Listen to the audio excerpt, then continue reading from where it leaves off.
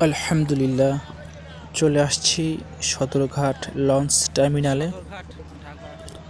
আজকে আমরা সদরঘাটের একাংশ আপনাদের ঘুরে ঘুরে সব দেখাবো।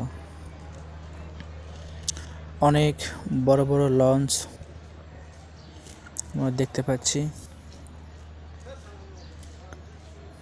দেখেন, ঢাকা টু বরিশাল, বরিশাল টু ঢাকা, অনেক বড় বড় লঞ্চ। আমি এখনও লঞ্চ ভ্রমণ করিনি, তবে আশা আছে লঞ্চে করে বরিশাল যাওয়া।